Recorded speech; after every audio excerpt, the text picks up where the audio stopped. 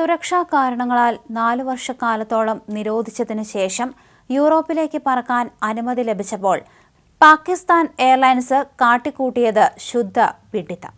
യൂറോപ്പിലേക്കുള്ള യാത്ര ആരംഭിച്ചത് അറിയിച്ചുകൊണ്ട് നൽകിയ പരസ്യം ഇപ്പോൾ വിവാദത്തിലായിരിക്കുന്നു. ഈഫൽ ടവറിലേക്ക് ഒരു ജെറ്റ് വിമാനം പറന്നെടുക്കുന്ന ചിത്രമാണ് പരസ്യത്തിലുള്ളത്. ഇതാണ് പരസ്യത്തെ വിവാദമാക്കിയിരിക്കുന്നത്. പാകിസ്ഥാന്റെ ദേശീയ വിമാന സർവീസായ പാകിസ്ഥാൻ എയർലൈൻസ് 2020 അമേരിക്കയിലേക്കും UK-യിലേക്കും യൂറോപ്പിലേക്കും സർവീസ് നടത്തുന്നതിൽ നിന്ന് വിലക്ക് നേരിട്ടത്. ആ വിലക്ക് നീക്കിയപ്പോഴാണ് ഫ്രഞ്ച് പതാകയുടെ പശ്ചാത്തലത്തിൽ ഈഫൽ ടവറും ജെറ്റ് വിമാനവുമുള്ള പരസ്യം പ്രത്യക്ഷപ്പെട്ടത്.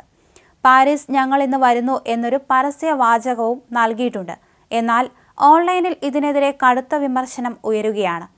പാകിസ്ഥാന്റെ വിമാനം നേരെ പാരീസിന്റെ ലാൻഡ്മാർക്കായ ടവർ ഇടിച്ചു തകർക്കാൻ വരുന്ന പ്രതീതിയാണ് ഈ പരസ്യം ജനിപ്പിക്കുന്നതെന്ന് വിമർശകർ പറയുന്നു.